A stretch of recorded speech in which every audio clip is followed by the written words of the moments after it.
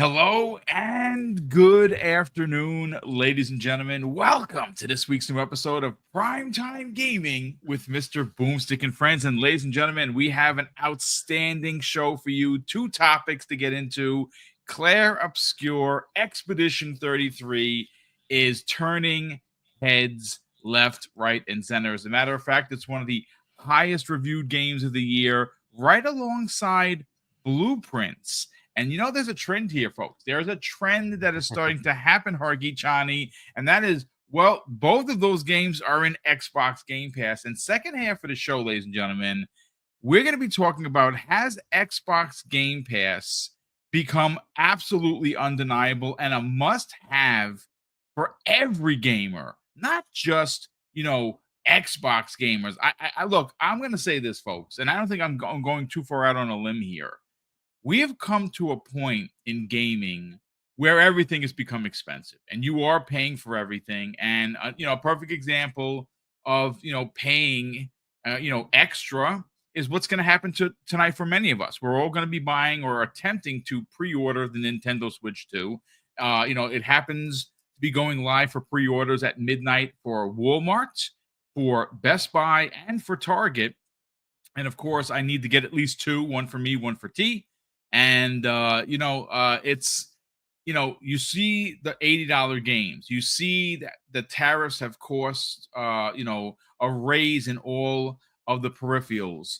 Again, it's only a matter of time before everyone starts transitioning over into games. I think that you're going to see that the terminology of the scalable pricing that was originally, thought to never come out of the mouth of Nintendo has. And I think you're going to see that, used, that exact terminology used for Grand Theft Auto 6. I think you're going to see it for others. But Game Pass, Hargeet Johnny, man, it has become undeniable. And I really do think that even if you're not going to go out and buy an Xbox specifically, there are so many different ways that you can play. And obviously, if you have a nice, PC, well, you can just get PC Game Pass and do just as well, or in some cases, even better. But how you feeling, brother? Welcome back. Yeah, good. It's gonna be a fun night, right? So we're definitely gonna try to get those pre-orders in. For just PSA for those who are looking to do GameStop, they will do it at 11 o'clock Eastern. Yeah, You can AM. also Yeah, get in tomorrow. line at a store. Yep. And the store inventory is different than online. If you want to get the special Switch 2 trade-in, you can get those deals, but you have to do them after the fact. So you have to get the pre-order, have your pre-order receipt, and then do the trade-in, and they'll use that receipt to give you the higher value, and you can do multiples. So you don't have to just get the trade-in value for one of them. If you have multiple Switches that you want to trade in, they'll give you the higher price for all of them. But you need to have that pre-order done first, and it's only till the end of the month. So you'll want to get it in like Friday, Saturday timeframe. It's coming right up. So if you do get the pre-order in, go in the next day or two and try to get those trade-ins in for GameStop. But that is if you get it from GameStop. And yeah, so it's gonna be a fun time. We'll see how all that goes. I'm sure it will in fact sell out. But hey, there's supposed to be refills, so that it might there might be more inventory showing up later before the actual release. So you might be able to get it later as well. So look out for that in case you miss out on the. I just hope that they plan for bots. So, you know what I'm saying, Cargeet? I just hope so that they... Best Buy does that, right? I don't know if GameStop will. Target has kind of a first come first serve. They have something to try to prevent bots. But look, there'll be people who are scalping. That's absolutely going to happen. Yeah. Mm-hmm. So you're most likely going to deal with those guys, right? But yeah, it'll be a fun night. We'll try to see if people get what they want to get, assuming you actually want to get a Switch 2. I still think it's going to go. I like, people complain about the price and all that, but I still think it's going to sell out because the demand everywhere else has been insane. So it's not likely to be any different over here. It's most likely gonna sell out. There's also the hint they dropped that like, well, if you don't get it now, perhaps later we have to increase the price because of tariffs. Yeah. So whatever. I'm sure that'll also push people to just get it now. But either way, yeah, it's gonna be a fun time. We'll see what happens. Yeah. Oh, and another PSA. A triumphant story rather than a sad one. Yeah, but another PSA is if you do have a spare Series X, that sucker's worth a lot of money on trade-in. I just traded in one of mine from my guest room. It's $420. Whoa! Wow. $420 for a console I bought brand new for $350. Well, there's that. I mean, you won. So just saying, if you happen to have one, apparently Xbox is in demand because they're paying top dollar for that Xbox. Wow. So if you happen to have an extra, go for it. Get yourself some cash. Well, it'll be traded for store value, which I'm going to try to use to get a Switch 2. We'll see what happens, but but $420 for a Series X, dude, that's 5 years in, dude. Yeah, that's pretty phenomenal stuff. But listen, we're gonna have a great conversation tonight, ladies and gentlemen. Thank you so much for, of course, joining us, and of course, with the Jaws T-shirt on, classic. I saw that in the theaters, and I was afraid to go into the pool as a kid. I was a really small kid, but my parents really enjoyed it. Santo, what's up, brother? Yeah, exactly. I'm good, man. I'm good. I am also quite excited for the evening of festivities. Cheap plug right at the top. Come join us on the GCP Discord at 11 o'clock Eastern time. The festivities will start. We will clear our cache. I promise we're being very geeky. We're not being disgusting. We will clear our cache. We will get our F5 fingers ready. We'll share some pro tips and get ready for the Switch 2 launch. It'll be awesome. A bunch of us are going to jump into Discord and have a good time. And just hope Jake buy Randall, as many as we can, and make sure the community gets. Definitely check out Jake Randall's site. He's got we'll be checking on Jake Randall's site. Yep. For every one of the the stores, he's got all the tips. So Jake Randall, check out that YouTube channel. It's gonna be exciting. I'm looking forward to it. I'm excited. I'm excited because, like I said, it's the fun of just the thrill of the hunt. Obviously, I hope that everyone that is looking to get one, and I kind of imagine that because it is happening at midnight at 3 of the bigs, they did that specifically on purpose. I would imagine that the scalpers who ultimately are going to want to make money are going to be there, but I think that only the die-hard fans who actually want a console is going to be there, right? So it's just one of those things that I think it was specifically done at midnight, but we'll see. Again, we're all going to be trying to help each other out. Again, for me personally, I need 2, one for Tyler, one for myself, but more importantly, I got to get at least one for him. If I have to wait, I have to wait. I'm not going to lose any sleep over it, but I'd like to get mine as well. But listen, gentlemen, it's 10 after 7, and we got to get into topic number 1. This is I mean, we all kind of knew that there was something special about Clair Obscur Expedition 33 from all of the preview videos that we saw, right? It was turn-based. It looked bombastic. And, I thanks to Okami13 _ on Twitter, I kind of want to just go over exactly what Expedition 33 is before we start getting into it being tied right now currently for one of the highest Metacritics of 2025. Now, we are still very young in the year. We're only, closing in on May. So next week we'll be in May and we'll be at month 5. But, it's still pretty incredible considering that this is an Xbox Game Pass, as well as Blueprints, which is also sitting at a 92. That is also in Game Pass, and that is why we're going to segue from talking about Clair Obscur Expedition 33 into why Xbox Game Pass has become almost undeniable, to be quite honest. But I want to read some of the things that make up what this new game from a studio, which, by the way, was only 30 developers. PS, by the way, if you didn't know, just 30 developers. So it was developed by a French studio called Sandfall Interactive. The main story is roughly around 30 hours. But though it has 30 hours of additional side content. So this could be an easily 60, 70, 80-hour game if you're like me and like, for instance, Infinite Umbra. We like these types of games. We look for all the nooks and crannies. So the average play never really works to our favor. We always double it, sometimes even tripling it, right? Which is what I expect to happen in Oblivion, which I literally was almost late to my own show because I was playing Oblivion. It has 6 playable party members. According to Okami, it says reactive turn-based combat that blends real-time action with turn-based attacks. It has a star-studded voice cast.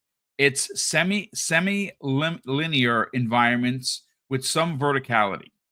It does have an old school world map.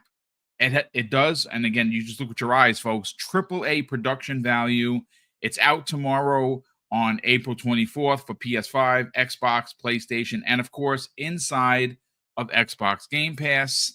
And it is currently sitting at a 92 Metacritic, tied for the highest Metacritic of 2025.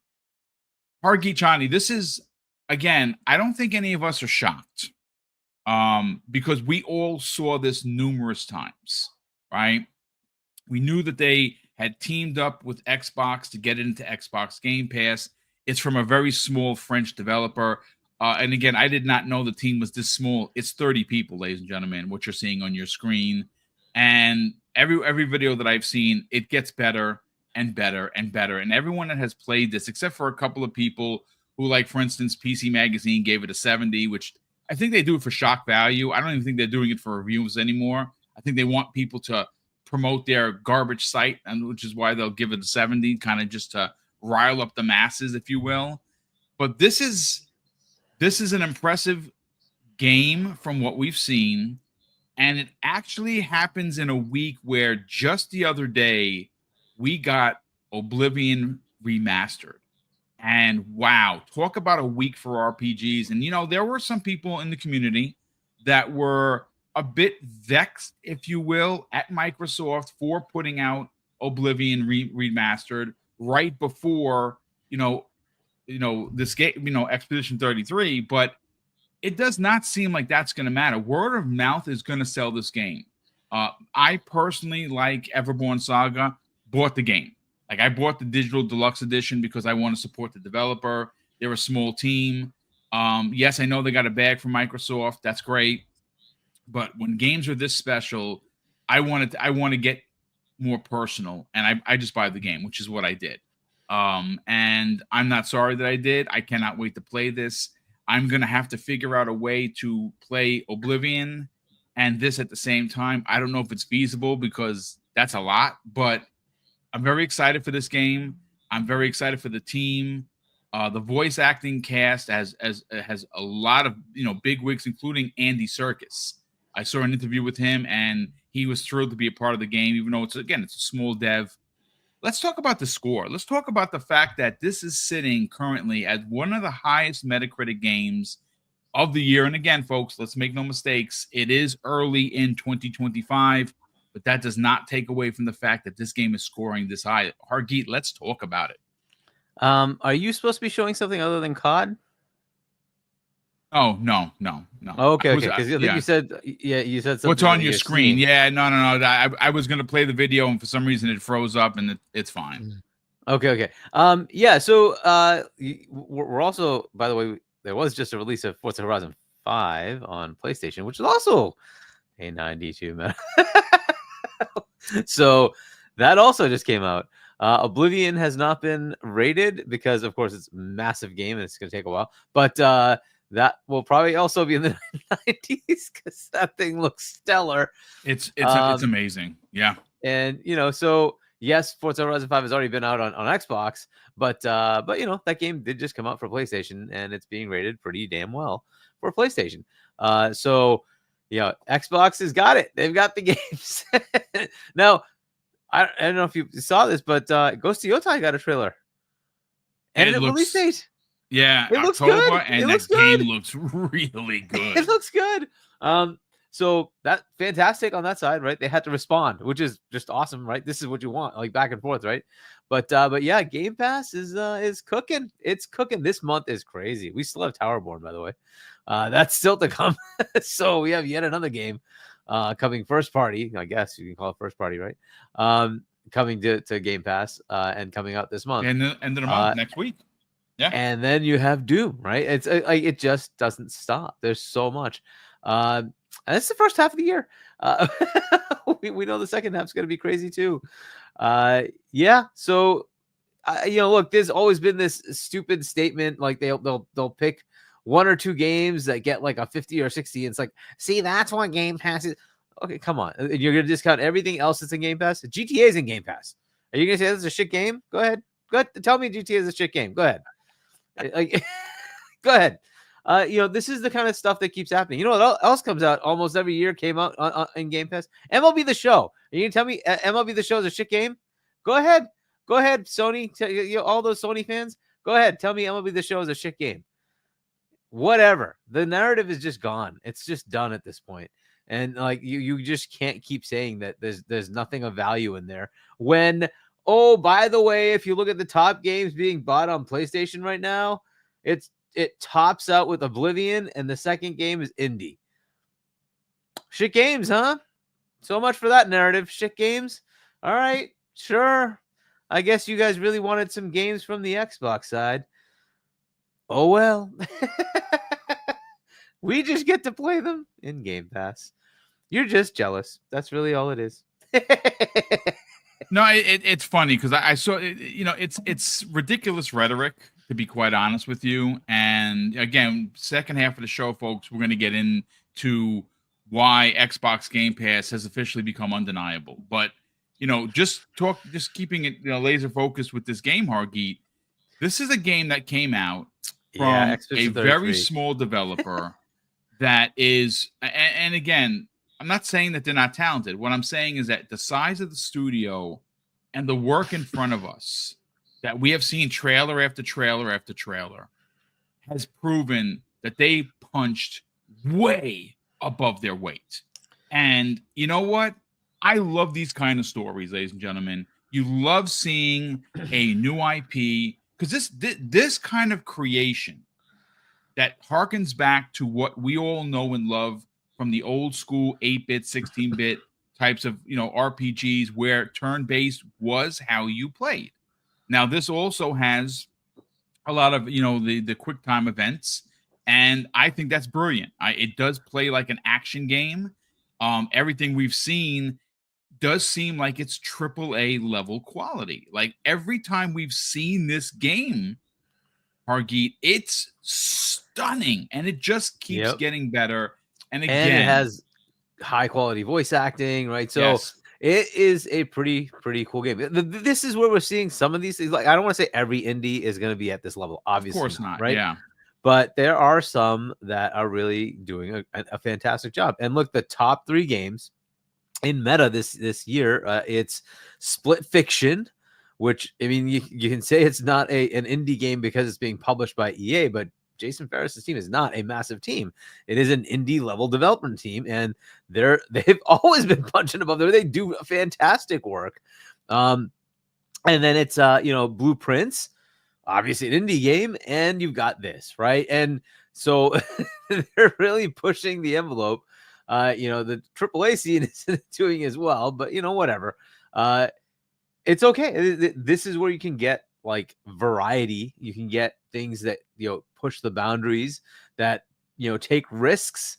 It's just easier to do when you don't have $100 million budgets. Yes, right. So this is why you're getting the creativity, and somehow they're managing to. And I'm guessing this is all from the Game Pass bag, that they were able to get the acting right, to get those good actors to do all the voice work, and push the graphics and whatnot. UE5 helps a lot. It just does, right? UE has so many good assets available, and the development is just easier to do with an engine that a lot of people already know. This is what was going to happen, right? UE would push the indie scene to be even better, but then the AAAs say, well, I got to do even better than that. And that makes the budget soar for the AAAs. which I don't know if that's a value or not, but we'll see, right? I think the big one to me is going to be when E-Day comes out. What do they do to push the envelope, right? Because they have been masters of the Unreal Engine games. So I want to see what they do with it. But this has always been my concern is like this game. I don't know how long it took them to make it, but with 30 developers, they put this out. It looks fantastic. It's obviously getting critical ratings from, all over the place. It's great. And, we'll see how well it does financially. But look, they already kind of got their money, thank God, because of Game Pass. So hopefully they're already financially in a good spot. Any sales they get, and this is multi-plat, and I don't know if it didn't come to Switch, but maybe it comes to Switch 2 when that comes out. I would imagine maybe so at some point, yeah. Right, and so hopefully it'll come out to that, and they'll get their sales on all the platforms, which is great. And then we'll see, how well it does. Yes, there's a potential for overshadowing with Oblivion, which is, by the way, also just skyrocketing. So that was. I mean, yesterday it had almost 200,000 people playing on just Steam on Steam. Concurrent. That was just Steam. Top seller on PlayStation Store.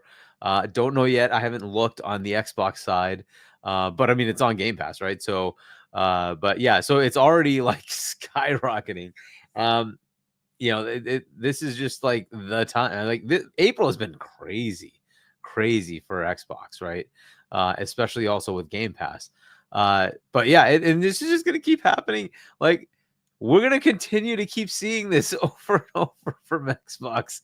And at some point you just got to ask yourself, why would you not be on this platform when you get all this stuff in Game Pass? But yeah, Expedition 33, congrats to the team, right? Exactly what they needed. This is, it looked cool. It sort of pushed the boundaries in certain ways. It always looked compelling, like, okay, well, even though like I'm not a turn-based fan, I'm like, this looks like it's going to be something special. I want to try it and see what it's like. It's obviously working, right? And so we'll have to try it. It may still not be for me, but for me, it's in Game Pass. I'm going to just download it and play it, right? So give it a chance, see what it does. So it's a good deal. I hope it does really well for them. And they can continue to make more games, right? And the studio can keep expanding. But yeah, it's a big hit, big success, awesome. Congrats to the team that put this together. 30 people, and I hope it didn't take many years, because that's what I'd rather see. I'd rather see games take like 2 to 3 years, 4 years, and lower amount of people, lower budget. Try to push the boundaries, do something like this. This is much more in tune with what we used to have back in like the 360 era, which I think was the pinnacle of gaming, when we just had game after game after game after game after game. And they were all like, there was a whole slew of massive new IPs, new franchises, awesome games that just kept coming and just kept coming. It was great, right? And I hope we get more things like that. Yeah. I think I might be able to answer your timing question, because cheap plug. I was lucky enough to get behind closed doors at Gamescom for this. Nice. Awesome. Yes. And I saw this last year. And because the plug won't be complete without the article, I'll put in the chat my preview of it, which tells you that it was made by 30 people. And those 30 people spent 2 years with like 4 or 5 people in their garage doing this thing. Wow. Nice. Yeah. That's what I like to hear, right? The whole that's what I cycle want. is 5 years. Okay, so it took 5 years. All right. And that's probably because they have to do the voice overs and all that stuff. And to answer your question about the voice acting and stuff, it was their publisher that once they saw what they had, the publisher pushed and helped them get the Charlie Cox and Andy Serkis. What a story. Yeah. Nice. So when I actually saw them behind closed doors, they hadn't gotten Andy Serkis and Charlie Cox yet. They were still literally voice overing with their own dev team. Yeah. And then they got even this is awesome. That's right. Awesome. Even the protagonist's face now looks kind of like Charlie Cox, right? Yeah, it does. When I first saw it didn't look like him. It looked like the lead developer, who also kind of looks like Charlie Cox. They have this cool French thing going on with the hair and the quad. It was a whole thing. Great. He's a funny guy. It was awesome. Those guys are awesome. Ben Starr is the protagonist. But when I initially saw it, it wasn't Ben Starr. It was the lead developer, who they had his face likeness and everything else. That's hilarious. Like it is an awesome like grassroots story of just a team. And I hate to say this because freaking Umbra is gonna be all happy, but this is Unreal Engine 5 really doing some things. Holy crap! It is like that is one thing that you could tell day one, even a year ago. It looked wildly good looking, like excellent. It is excellent. Yeah. We're gonna get your thoughts in a second, though. I'm a bit perplexed by Ray Cheese comment here. He says we pay more for expensive hardware to be able to run cheap indie games. I'm not sure if you're on the same page as us, and we're talking about Expedition 33. I don't think anything's cheap about that. Maybe I misread it or something, because you posted it at 7:23. We started kind of talking about this a little bit before. I don't think there's anything cheap about this game, dude. I mean, maybe it's not your type of game. Okay, that's fair, but paying what kind of hardware? Are we talking PC? Because that's on you. If you're buying expensive parts, that's a you problem. That's not a we problem. I don't buy PC parts. I buy consoles. But listen, your opinion, brother, I think it's skewed a bit. He's talking about, he says UE5, right? So I meant about indies using UE5. UE5, you need a powerful PC. Yeah. UE5 is a little unoptimized. It still needs some work, fair enough, but it looks not stunning. as much now as it used to be, though. Yeah, it's getting better. Long way. You get 60 FPS, right? It's not terrible. Yeah, it still might have problems doing an open world thing, and so far I've had no problems with Oblivion, so we'll see. But again, Ray Chi, welcome to the program, brother. But you got to be more specific, because when you see comments like that, it's a little sus. But I get the misunderstanding. You said sus. I appreciate I did. That. I'm an old man trying to be cool. It's fine. That's good. Kay Asante, let's talk about this, because again. Some TLDR. He got a chance last year at Gamescom. I was going to make mention of it, but I'm glad that you did, because it's your channel. He got a chance to get hands on, so he understands. Face on. They were the dev was playing it. Well, no, I mean it's still hands sitting on. around. It's not. We weren't playing the game. Obviously, you had told me that, but it's still hands on, because you're getting to see the dev play the game, and so much has changed. We got to talk to them. We got a chance to talk to them and all of that. Yeah, man, that's good stuff. So you know what? From what you saw at Gamescom last year to where we are now, let's talk the 92 meta. Let's talk that this game, and again, it's crazy to me that it doesn't really seem like anyone is stealing anyone's thunder here, right? Like. People are talking about Oblivion. People are talking about Forza, Horizon 5 that just released. Indy released a couple of weeks ago. People are still talking about that. Here we are, Expedition 33, from the studio that could, 30 developers, where they've changed so much from when you saw it to what the final product is. And again, it's not being insulting. This is a team of 30 people, ladies and gentlemen. 30 people made that game, and it's scoring really well. High praise almost by everyone who has played it and previewed it. Let's talk about it, Kay. No, honestly, I'm not surprised. If you recall, when I came back and we about the preview when I first discussed it, I told you, like, we've been talking JRPGs for a long time. These devs alone, if what do you call it, Ubisoft didn't solidify it for you, these devs are now establishing the FRPG, and the F means French, because these dudes are putting their foot down. They really are. Like, if you pay attention to some of the historical touch points that they're using, some games that they're referencing, there's Thousand Year Door in there, Mario RPG, if you've ever played that before. Basically turn-based, but with they're not dodges, they're like parries, right? It's basically turn-based with parries. Right. So I saw the dev actually do this. And the first thing I thought when I saw him do it, because he'd been obviously demoing the game for many people at that time. So you get used to the same sequence over and over again. The dude was an effing machine. It's just like blocking every. I'm like, is that, and that was a question I asked him, how feasible is it for a normal person to block every single, because this man was just like, yeah, so this is how we block, and it's like blocking it like with expert precision. No one was touching them. And they basically told me that if you get good enough at the game, like the entire game, you can play the whole thing without getting hit once.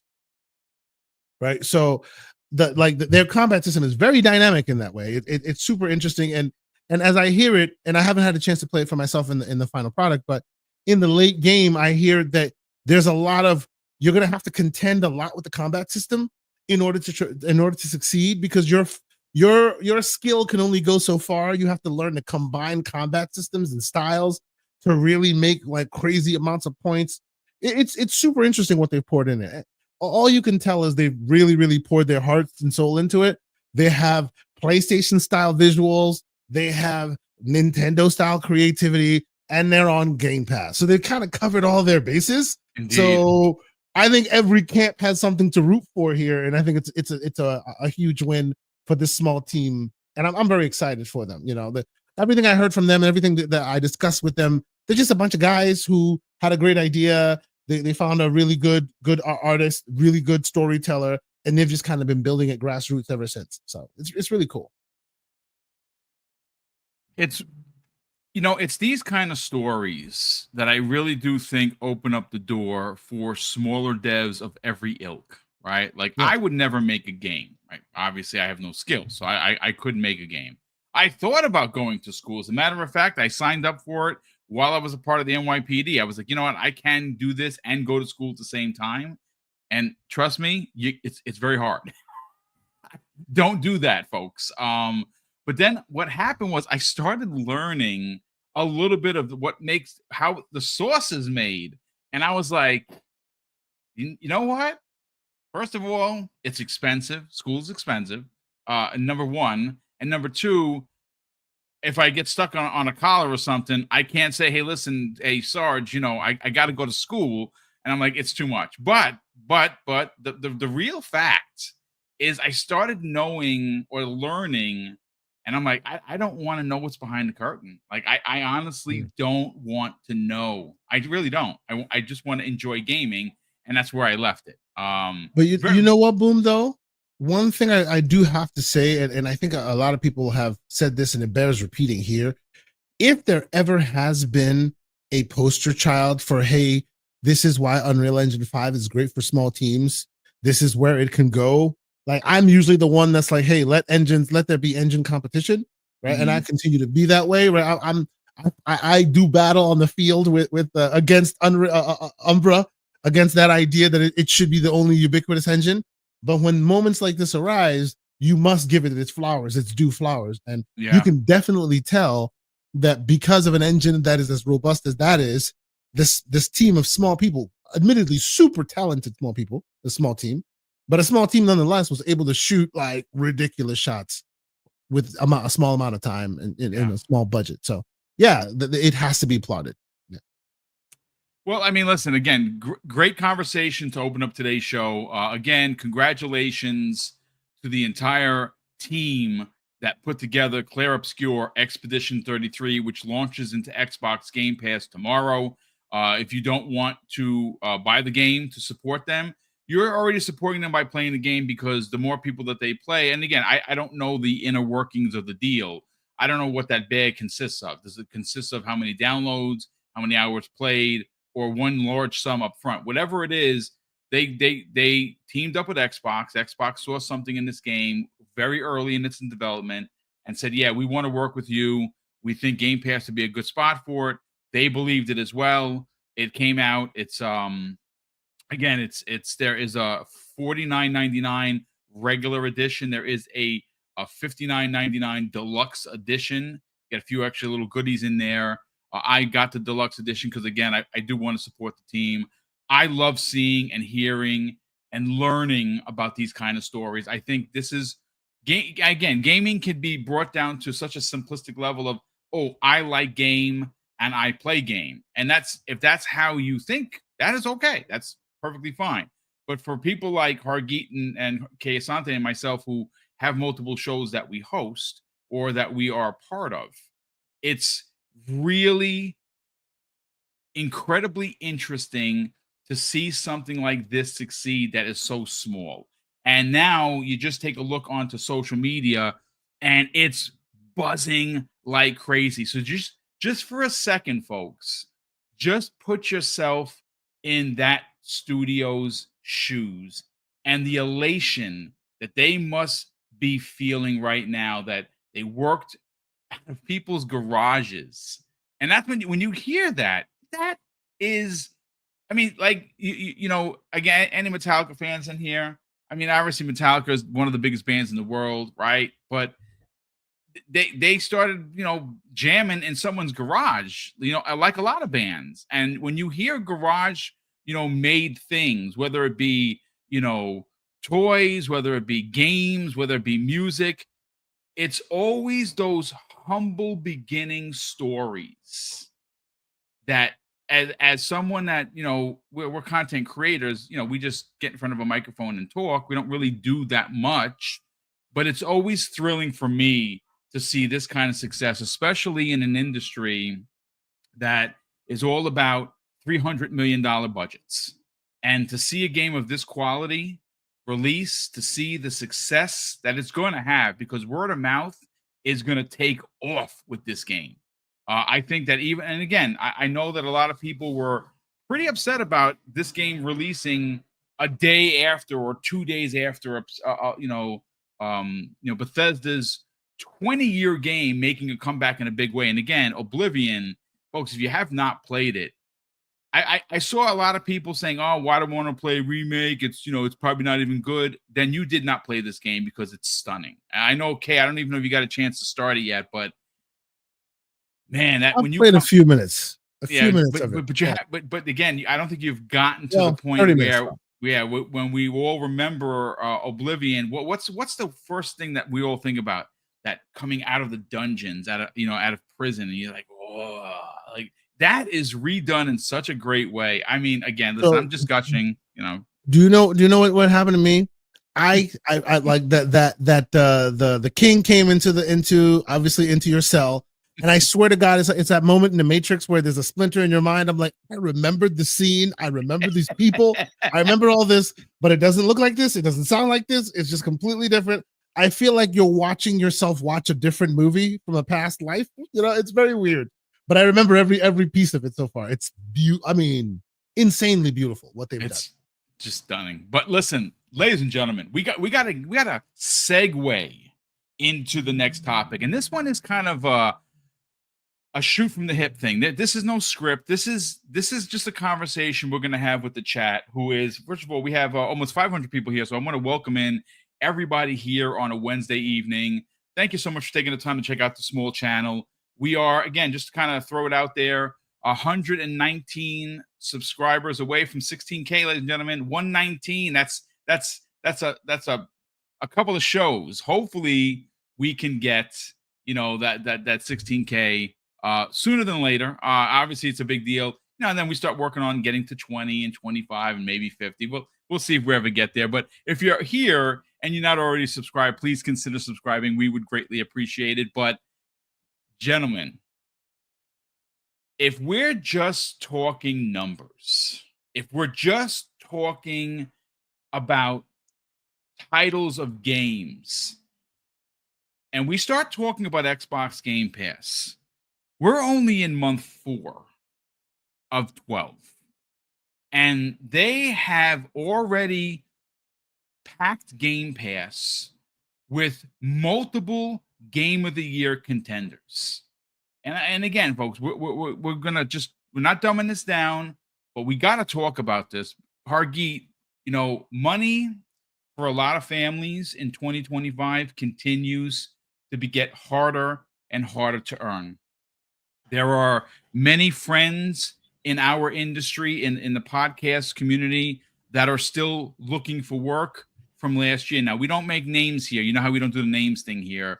And every time I hear that story, it breaks my heart, because I'm retired. I'm very fortunate to have retired, to be able to retire. And don't get me wrong, I put the work in, sure. But, you know, a lot of us in this world take making money for granted. Like, oh yeah, I have a pension. Like I have health insurance. I have dental. I have physical. I have it all. It's earned, but I never take that for granted because some people don't have that. And I know that we're getting a little deep here, and maybe some people are like, you're yawning or you're throwing the virtual tomatoes. But this is where Xbox Game Pass comes into the conversation where, honestly, folks, this is not an Xbot trying to sell you something. Because, listen, I don't get a dime from Microsoft. Yeah, they invite me to events, sure. And every now and again, I'll get, like a present. Like I'll be able to review a game. Or, like, for instance, I was able to get the Avowed Collector's Edition that's not available for sale. And somehow I was able to get that, which is still bonkers to me, right? But when you consider what I just said to open up this segment, three games that released in the last couple of weeks that are already being talked about as Game of the Year contenders are in this service. Yes, 2 are RPGs, but one is a puzzler. You heard Paris Lilly talk about this. Like, he played it and he was like, whoa. Like, I think this could be a Game of the Year. And then, of course, Oblivion comes out, and Oblivion, it's going to be what it's going to be, whether people play it or you don't. But people are already talking about it's their Game of the Year. Avowed is currently my Game of the Year. That was also in Game Pass, right? South of Midnight is going to be in my top 5 of the year. Another Game Pass game.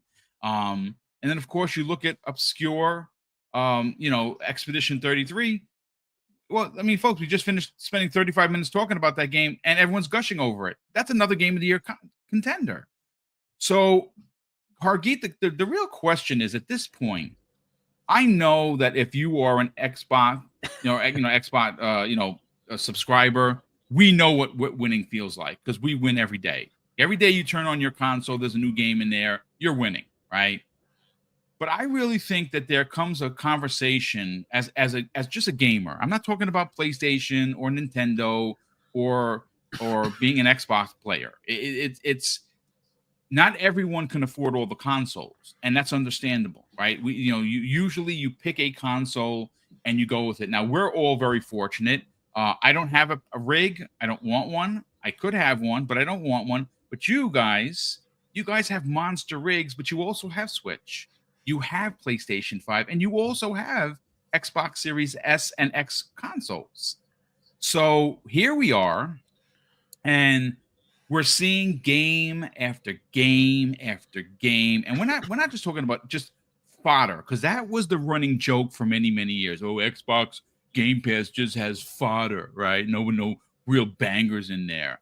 And all they've been doing, Hargeet, is releasing bangers. Has Xbox Game Pass legitimately become undeniable? I mean, look, it's been that way for me for a long time. I don't understand the hate. It just depends on the kind of games you like. And if somebody all they're looking for is Sad Dad walking simulators, okay, maybe it's not for you. I think there are some of those in there, but if that's all you're looking for, maybe it isn't for you. But there have been enough of a variety of games for me that it makes it worth it. Not to mention, it still has EA, by the way. Like, EA Play is still in there. So you get a lot of those EA games that come out.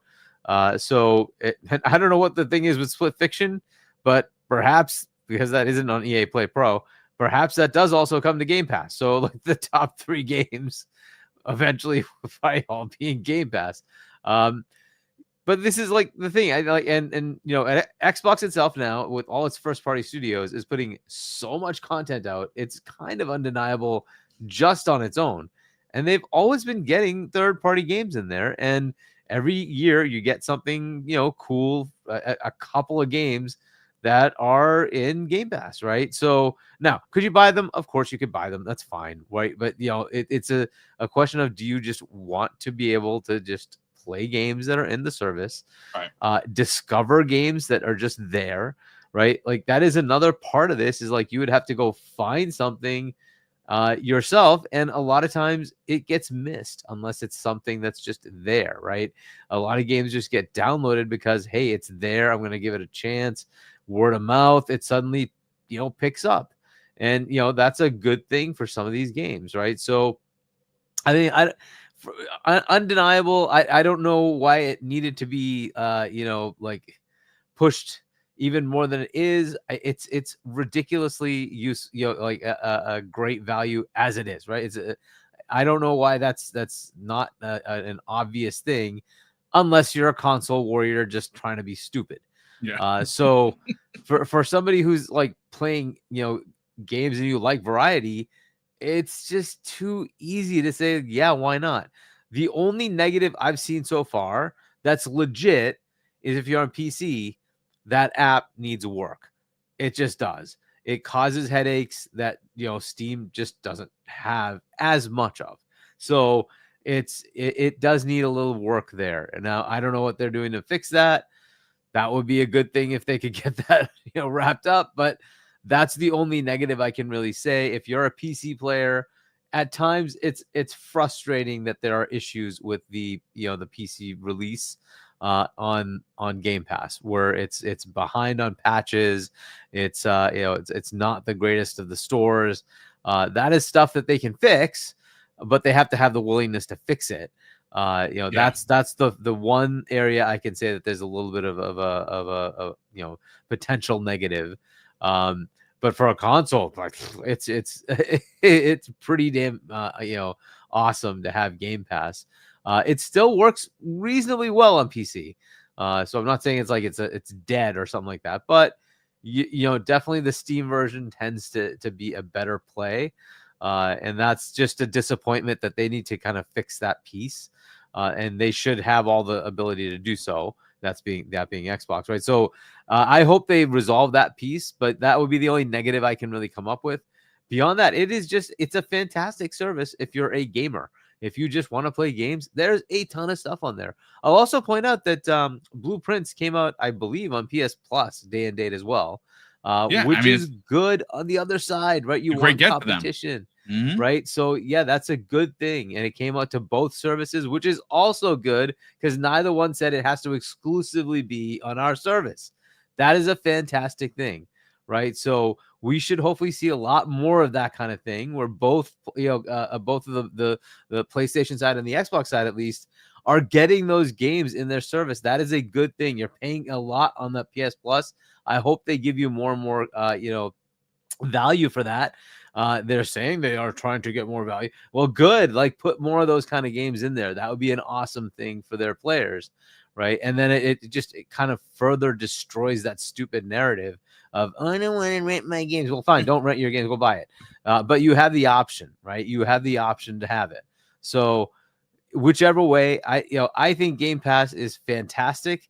It's also like a curse because there's so many freaking games, but but it is fantastic.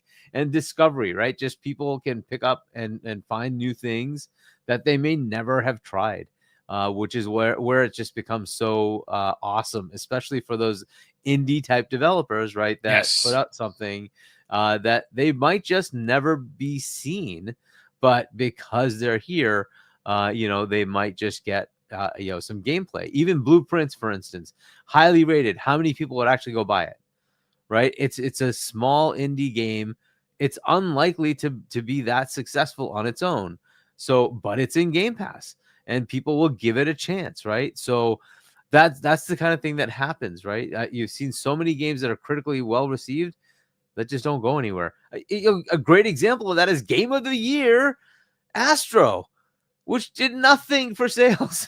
Like, I don't want to laugh at $1.5 million. That's good. I think it's up to 2 something now, right? Because it's bundled with PlayStations. But that's ludicrous that the Game of the Year didn't sell anything, right?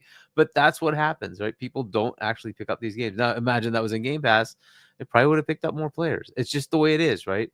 Now if they put it in PS Plus, they could have done that, and that could have given it a boost. Maybe it goes into PS Plus Extra in a couple of months or something, right? We'll see what they do. But that's the kind of thing you need to look at. And Game Pass is just becoming an awesome service that gives you so many games. Just first party alone makes it worth it, but they still continue to put in those third party games. We had Sniper Elite, Eternal Strands, Atom Fall, Expedition 33, Blueprints. We have Wu Chang is still to come.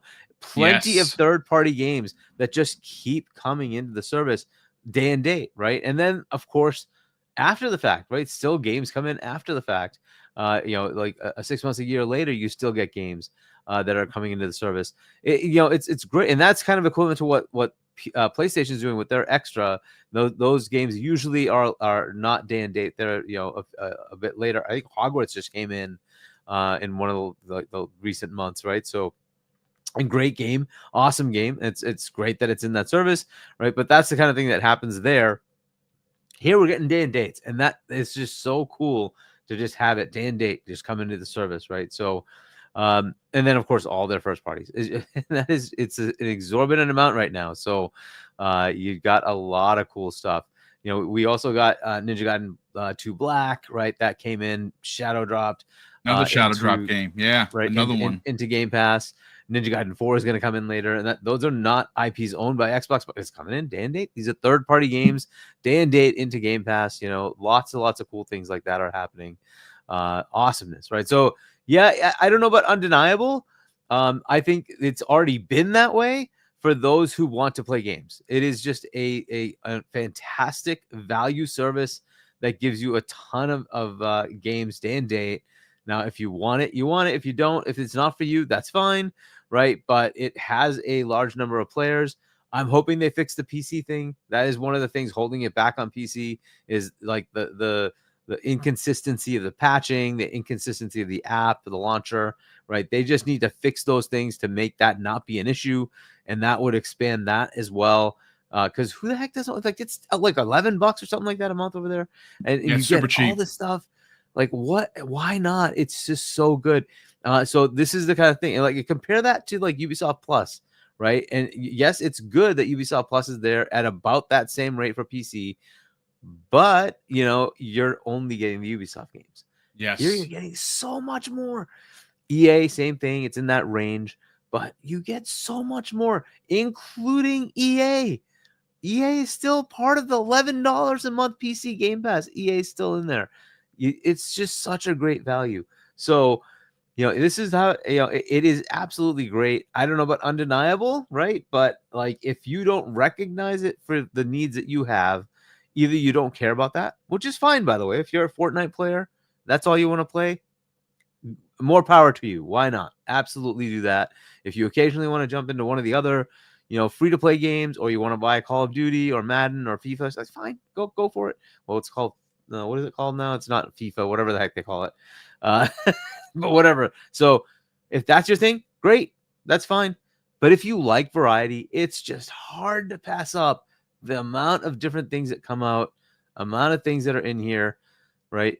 The only problem is you have to either be on PC or you have to be on console or cloud, right? It's just not, it's not available to you if you're on a Nintendo or if you're on a PlayStation. So if you're a PlayStation only fan, I'm sorry, that's too bad.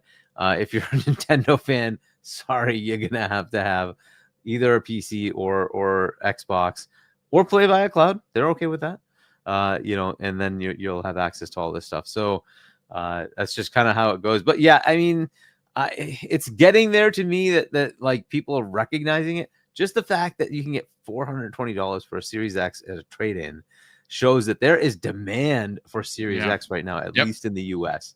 I don't know what's happening in the rest of the world. Xbox has had a very hard time trying to capture market share throughout the rest of the world, but in the US, it has had that massive market share. 360 spanked the PlayStation 3 in the US. So and that's how it was close, because in the rest of the world it did shit. It still was nothing. Unfortunately, 360 still got destroyed by PlayStation 3, but that's where it got close, and I think PlayStation 3 eventually ended up beating the Xbox 360. But here, it was not even close. It was absolutely Xbox destroyed, 360 destroyed PlayStation 3, and it's because of games. It's just games. Yes, and that is what we have in droves right now. But I will say, Ghost of Yotai, awesome job, Sony. That looks good. That was really good. So I hope that comes to PC soon, right? Whenever it does, I will certainly pick it up. I have a strong suspicion that could be the first PC day and date. To me, Just makes I don't know, sense, man. They still said PS5 October 2. I don't think it'll do it, but I think it's soon. I hope like mid next year it'll come out for PC. That seems to be a good time to put it out. But either way, that will come to PC at some point. I will pick it up there. It looks good. I hope it rates well. I hope it does well. I think it's going to rate very well, just from what we saw. Yeah, I think it's going to be. It looks pretty cool. Let's hope the fans turn out for it. I know I'm going to turn out for it absolutely. But Asante, let's talk Xbox Game Pass, because Hargeet had a lot of really great things to say. So he doesn't necessarily think that it's quote unquote undeniable. Like maybe I am fluffing the feathers too much, but I'm also looking at it from a retired man's point of view. I'm buying a Nintendo Switch 2 at $500, or I'm going to attempt to get one tonight, so I can play Mario Kart World, which for a lot of people is just more Mario Kart. But for me, I cannot wait, because I'm not, again, the Switch has always been a family machine for us here, because I play with Mrs. Boom and Tyler. So it is, it's our gaming hub for us. And we have a lot of fun doing that as a family. And if that's not your thing, I get it. But when we see $80 games, when we see peripherals that could probably cost about $2 to make, but they're charging $40 to sell, that's a problem. When we keep hearing, and we've been hearing since last year, that Grand Theft Auto is going to be $100 when it releases. Why? Well, the game has been in development for a decade, so they want to make their money back, and people are going to line up to give them the $100, right? Sony was one of the first people to go to $70 games. They're probably going to be going to $80 games. I wouldn't, again, folks, I'm just, this is just a thought and a theory. What happens if Ghost of Yotai, that they know everybody is going to want to buy, is their first $80 game? Are people going to buy it? I mean, I'm going to buy it because, I have Xbox Game Pass, and I don't have to buy a lot of the games that I'm going to wind up playing and quite enjoying. Now, will I buy a $30 upgrade for, the Outer Worlds 2 if they have that? And I'm pretty sure they're going to have that. Yeah, of course I'm going to buy that. Will I buy the $30 Vault edition of Black Ops 7 that's rumored to be releasing? Yeah, I absolutely will do that. I'm upgrading. I don't have to buy the game. I bought Expedition 33 to show support for the developer, who's small. So I wanted to kind of throw my money at them because I know I'm going to really enjoy this game. But for a person or persons who has a family, who understands that 2025, again, I keep bringing it up, folks, and maybe you don't want to hear about eggs or cream cheese, and you're going to laugh at me, and that's fine. I don't mind being a realist. But, anyone that is an adult that, goes food shopping will tell you that you used to be able to get, for $100, about 6 or 7 bags. Now you're walking out with maybe 2, right? And let's not get, talk about turkey breast or, meat. I know that's not part of the, the conversation, but this is where Xbox Game Pass steps up in a big way, because it does. And I've been saying this for years, folks. You've heard me talk about this. It allows for every financial ilk to be a part of the gaming conversation. And I think that it does not get enough credit for that. And if you look at what happened this year, specifically, 3 games in the last 2 weeks are going to be Game of the Year contenders, and they're in Xbox Game Pass. Let's talk about it, Kay. Yeah, at this point, those who do not believe that Game Pass is a value add, it's not even worth a conversation with you at this point. You can say that the games that they offer you may not be games for you, and that's obviously a fair assessment, because the choice of games is always a subjective thing. But to say that it's not something that's a value add in gaming in general, more and more becomes undeniable. Like, I would go out on a limb and say it is undeniable at this point. Last year, while you guys are having this conversation, last year they released 160 games. Last year, right? And this year, up until now, they have released 85 games into Game Pass. Well, no, hold on. No, not 85. It's less. It's less. Let me pull. No, less than 85. It is 66 games in Game Pass so far. And of the 66, like, a lot of people will go, oh, well, that, a lot of fodder or whatever. Avowed, South of Midnight, and these are all first parties. Avowed, South of Midnight, Doom: The Dark Ages eventually, Towerborn soon enough, Outer Worlds 2 is soon enough, 33 Immortals that you probably haven't played, The Clair next Call Obscur of that's Duty coming out tomorrow. Right, exactly. There's just so many offerings, and what I just mentioned is basically the first party offerings already. Beyond first party, there is so many more. It is wild. I feel like someone kept yelling at them to let the game speak, so they just kind of took it to heart, and that's literally what's happening right now. Right, the games are definitely speaking, but I worry because how much further can they keep this up? This to me is the conversation we should be having as far as unsustainable. How good can they continue to maintain this? Because it is undeniable how good it is today, to the point where I'm kind of worried about it. Like, it is just unfreaking deniable. Has anybody played Atomfall? I didn't even get a chance to download it because I downloaded. I never got a chance. Right to after play it, about. This is where I am right now. Right, and the moment I was done with Avowed, I started the Ninja Gaiden series, and I'm like, okay, I'm loving this. This is amazing. And now here I am, and I'm playing. I just downloaded Oblivion, and I will not finish that because Clair Obscur is tomorrow. This is the problem we have, ladies and gentlemen. Right? There are previous years where each of these games, in and of themselves, could have been the game of the year. Now, as Hargi was pointing out, probably by the end of this year, at least most of the games of the year candidates will be represented in this one service.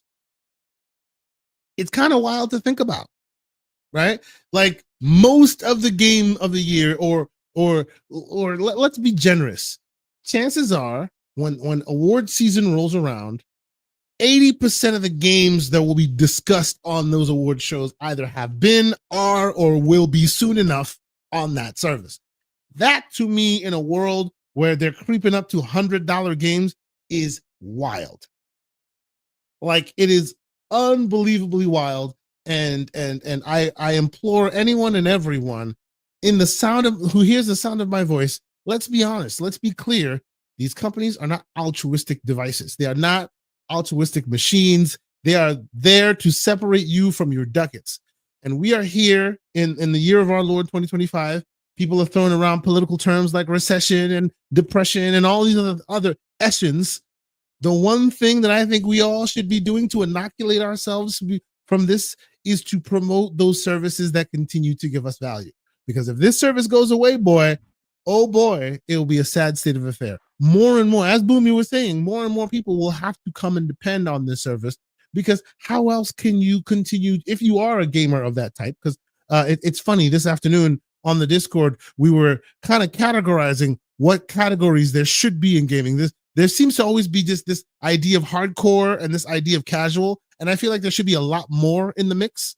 And we were just having a conversation about that. And there are those among us who play so many games, right? As Piscatella points out, we are the rare 4%.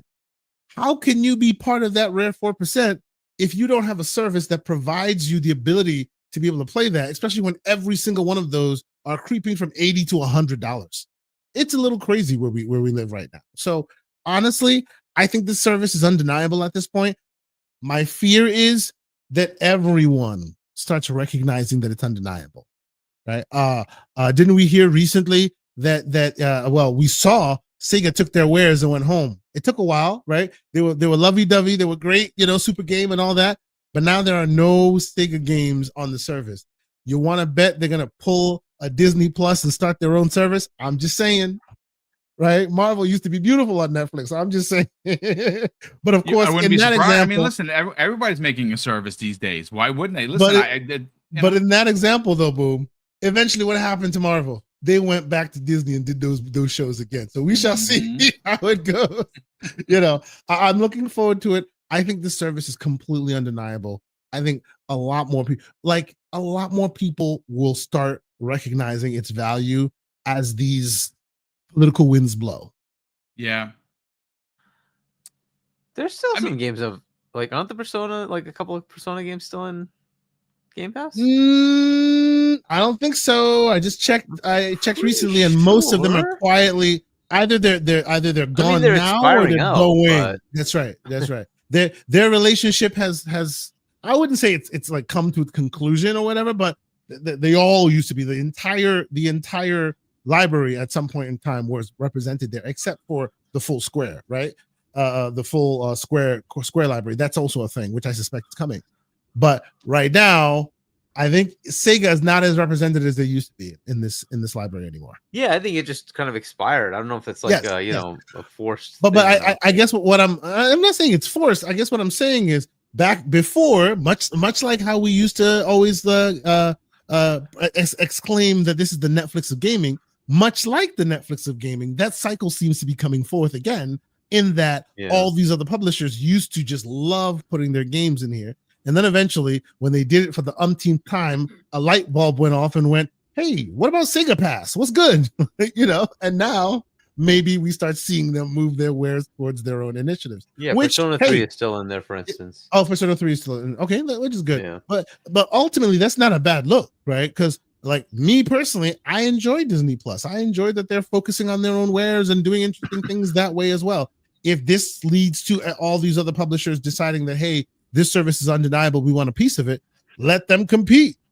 Ultimately, that leads to us winning because, like you say, Hargeet, eventually when they make their own, eventually they'll realize that they're not hitting, and then they'll make a deal with Game Pass, and then like EA Play, it'll be in Game Pass.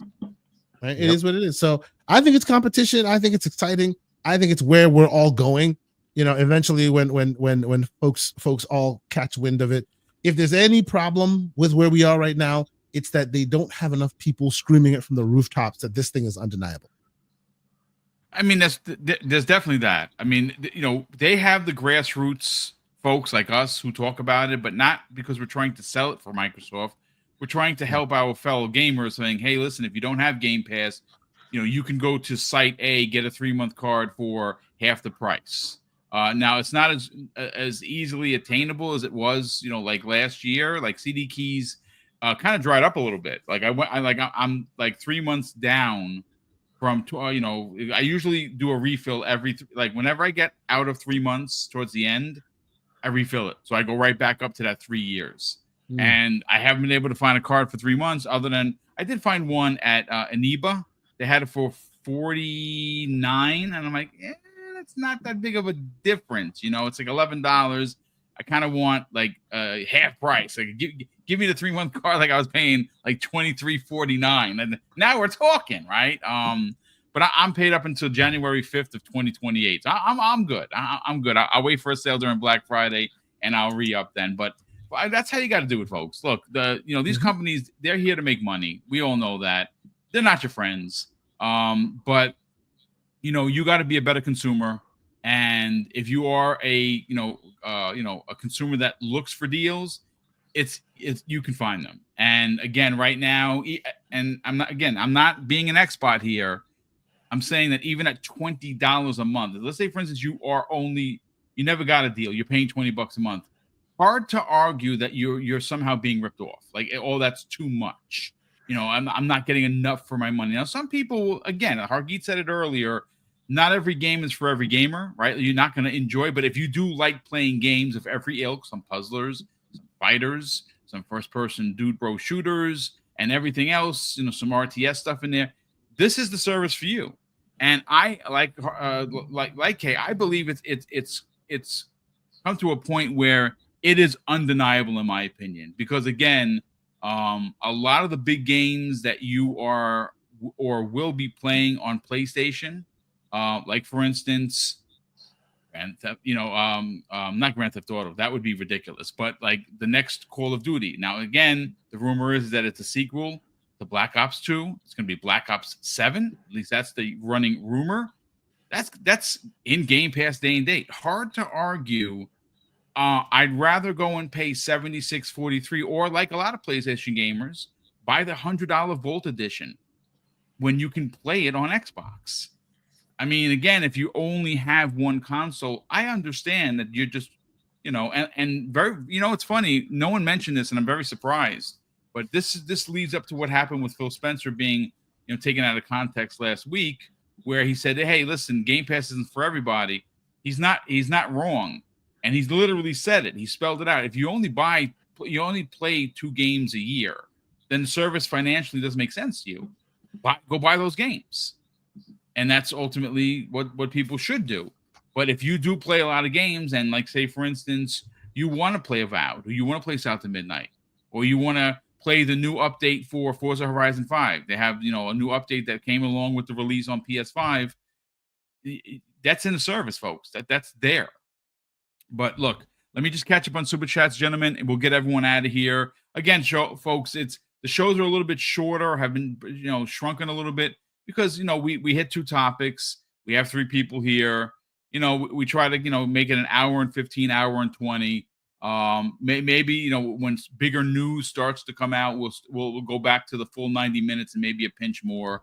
But I do want to thank everybody that tuned in. We have, almost 700 people here watching live across X, Twitch. I think we have 1 Twitch viewer, so thank you, Twitch viewer, and of course YouTube. We appreciate everything. Again, if you're finding the channel for the first time, please consider subscribing. But we got to catch up on Super Chats and channel member chats for that matter. So B Martin 001 has been a channel member for a whopping 2 years. B Martin, thank you, kind sir, for the support. We super appreciate it. He says we are eating good here at Xbox Game Pass, best service ever in gaming, and I absolutely agree. Jonas the Dad. Jonas, okay, great to see you here, brother, and thank you so much for being a channel member for 17 months, brother. That is crazy generous. He says Oblivion is a freaking masterpiece. Give me Fallout 3 right now. Hit that like button and share it out. Thanks for being a fun place to hang, brother. Thank you so much for the very kind words, and thank you for the generosity. And we still don't know who's doing Fallout 3, but this team that just did Oblivion, they also did the Metal Gear Solid 3 remake, which looks freaking amazing. Could you imagine because that team, like, I had no idea, they have 500 people on that team. Like, that is a big ass studio. So maybe they did Fallout. And I'll just say the studio is 4,200, something like that, 4,000 people, something like that. I actually saw a number where it was closer to 5,000. So maybe they shrunk and maybe they got more, but that's a big studio. I will say this: if you've played Oblivion, you see what that team was able to do. If that's the team that's doing Fallout 3, which is Todd, don't ban me for this. I love your Fallouts, but my favorite is still New Vegas. Sorry, but coming in second, and I mean like a razor close second, has been Fallout 3. I love Fallout 3. I put hundreds of hours into it. Yes, give me a remake, please. I will definitely do that. You lost your Christmas gift in the mail, sir. I know. I'm probably just lost your address. Raichi in the chat drops a very generous $2 super chat, and he says, I believe he's referring to Expedition 33 being like Mario RPG, Kojima, Dragon Quest, Persona, and Final Fantasy 15 combined. Yeah, that's that's a great point, dude. It does have a little bit of flavor from all of those games, which I like all of those games. And it does have some Kojima flavor, right? Like, it has like a very obscure, well, it's the name of the game, story. So we will definitely see tomorrow, ladies and gentlemen. It's going to be in Game Pass. Download that game. Expansion Pass. Our good friend Luke, what's going on, brother? He has become a channel member. Thank you so much for that, Luke. We super appreciate the generosity and, of course, you being here. And as he's done numerous times, ladies and gentlemen, Aris_EMS has gifted 5 Double Barrel Gaming memberships. We really appreciate the generosity, brother. Thank you so much for not only being here, but, of course, the generosity as you've done so many times before. We have Anonymous Boss dropping a very generous $5 super chat. He says, how y'all doing? Like Hargeet said, everyone at SIE is a CEO. He's a CEO. The janitor is a CEO. We're all CEOs. P.S. Oblivion is looking great. Yeah, dude, the game is just stunning. Pixel Bit G. Hey, salute to you, kind sir. He was a big part of Breakfast with Boom for many, many years. Please get over there and support this man. He is a PlayStation gamer and content creator that keeps it a buck. And you know what? He's not afraid to call out PlayStation on their BS, and he's done it more times than I can count. He drops a very generous $10 super chat and says, if real gamers 4% controlled the narrative the way that they did when Game Informer and Blockbuster were king, the world would be on Xbox Game Pass because so many trash casuals in media Game Pass is too much. I mean, people run narratives. I think that a lot of the negativity that you see towards Xbox Game Pass is for clicks. I think a lot of these, the so-called games media, I mean, these are just knuckleheads, fanboys. They're just fanboys that have a platform. They write an article, and usually the editor, at least in some of these rag mags, will say, what could we piss off the people enough to get clicks to keep the lights on? And they'll be like, yeah, Xbox Game Pass filled with fodder. Why waste your money? Here's my thoughts. And that's just what they do. They rage bait us, right? We get in there and be like, oh my God, F you. Don't click, man. Just don't. Especially if it's a site you never heard of. Now, if you start seeing this, we've seen it from like the big ones, like the GameSpot, the Kotakus, even IGN has done this more times than I'm willing to admit. Because you know how I feel about IGN. Some people over there are really great and nice people, but some of their bosses just, not for me. And they've done it, and they doing it because they need to keep the lights on. It's a shame. Gamer by Choice drops a very generous $5 super chat and says, boom, you keep telling Xbox you take your Game Pass savings and buy other platform games. Xbox be like, he does what? Charge him more, like everyone says. Listen, I'm locked up for 3 years for Xbox Game Pass, and on top of that, I buy a lot of their stuff that's not in Game Pass. But listen, that's the beauty of the service, right? Like, it allows me to game and enjoy, and every game that's first party that has a $30 upgrade, I buy. And I do gift a lot of those to a lot of my friends, which I've done more times than, I like doing that. It's like, hey, did you get this? Boom, check your DM. Here's the code, or, check your message on Xbox Live. And I buy the $30 upgrade for a lot of people. We just like giving. That's what we do. And a lot of the stuff we don't talk about. Like, you'll never know who I gave stuff to because it's private, but they get my money. Xbox gets the money. And trust me, the amount of controllers that I buy from them, they should be giving me free shit. I'm just going to say that right now. Sorry. Game by Choice, I love you, brother. Thank you for the generosity as always. And lastly, King Webb, my brother from another, he drops a very generous $2 super chat and says, just remember today, Game Pass is now on LG TVs. That's right, on 2022 TVs and above do have the ability to just link a controller and go. And that is insane. But, ladies and gentlemen, we're going to get on out of here. We'll start first with Hargeet, who, which, by the way, the other day, live on the air, got to 1,000 subscribers on his YouTube channel, thanks to the fine generosity of the chat, who stepped up in a big way. Hargeet, tell the brand, brother, where can people check out your YouTube channel, not follow you on social media, and more importantly, potentially buy your book called Emergence that you wrote and released last year? Yeah. So check out my channel, Hargeet Chani 1 on YouTube. And then if you want to pick up my book, shop.chani.us, check it out.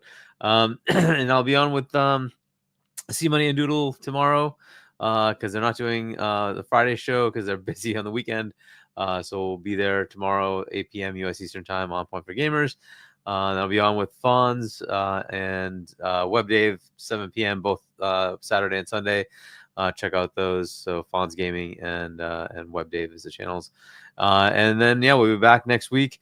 We didn't have the partner preview, so maybe they let the news of this week kind of settle down. There's a lot of stuff going on, and then maybe next week we'll get that. I don't know. Like, it's supposed to be happening, right? So yes. So maybe next week we'll have that for our primetime gaming. So we'll see what happens next week. There's just so much stuff going on. Towerborn, I think, is next week. Yeah. Mm-hmm. Yep, Tuesday. I think it's Tuesday. Yeah. So we'll see what that's like. But yeah, that's keep on gaming, folks. There's so much stuff. Have fun. And then tonight is Switch pre-order day. Yeah. So enjoy. can't Good luck wait. for anybody who wants to buy one. Hopefully you get your Switch pre-order in. Good luck, folks. Indeed. Well, thank you so much for being here as always, brother. And once again, congratulations on 1K. That's a really big deal. Que Asante, brother. Let's sell the brand of GCP. That's happening this Saturday morning, 10 a.m. Eastern Standard Time, where you and Neverborn Saga break down the biggest news of the week. And quite frankly, there is a lot of news happening this week. It started with Oblivion. It's probably going to end with Expedition 33. And, well, there could be something more at the end of the week. Who knows? Maybe, Friday we get a news drop where, Harvey just mentioned it, that there is going to be a partner preview event that is rumored to be happening. It was supposed to happen this week. Again, that's the rumor. And it didn't happen. And I think maybe they wanted to get out of the way of all the big news that dropped. Maybe that happens next week. It is going to happen at some point because they do have to let us know when Final Fantasy VII is finally coming to Xbox. But so the brand, brother, where can people check out the Gaming Circle podcast? Subscribe to your YouTube channel, but more importantly, follow you on social media.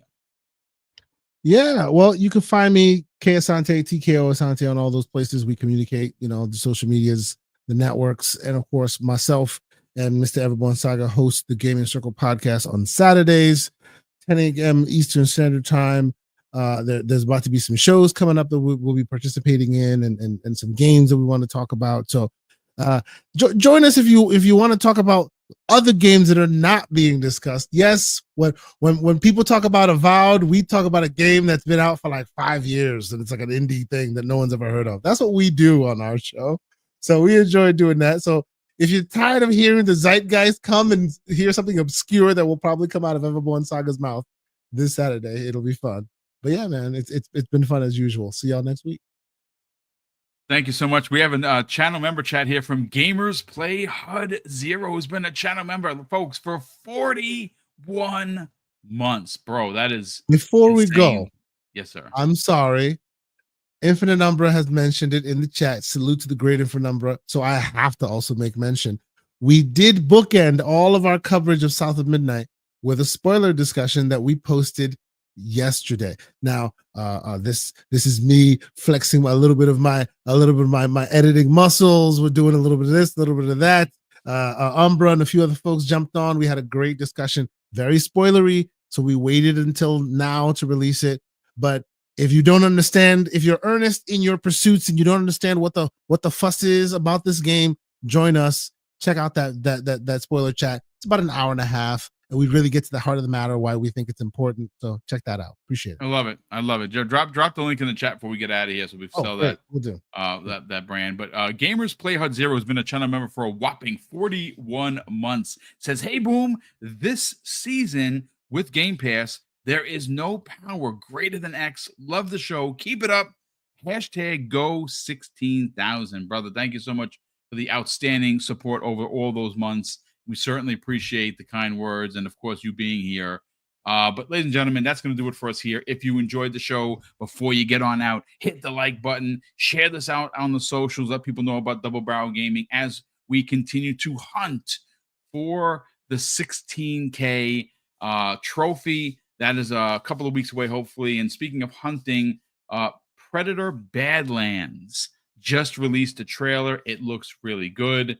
It is from the director who did the film Prey. If you didn't see, Prey is available on Hulu. It is freaking phenomenal. As a matter of fact, there's talk of him getting together with the guy that just directed the last Aliens film, where they're going to do an Aliens versus Predator. Again, folks, I'm a big movie buff. Sorry. But listen, again, thank you so much for checking out the show. We hope that you had fun as much as we did. And of course, I'm going to close out the show with something that's incredibly important to me. Hopefully, ladies and gentlemen, it'll be important to you one day. And that's something that my dad taught us when we were kids. And he would say, Craig, treat others how you want to be treated. And also, it doesn't cost anything to be nice. You live by those rules, son. I can guarantee you're going to have an awesome day. So take care, everyone. And we'll see you next week on the newest episode of Primetime Gaming with Mr. Boomstick and Friends.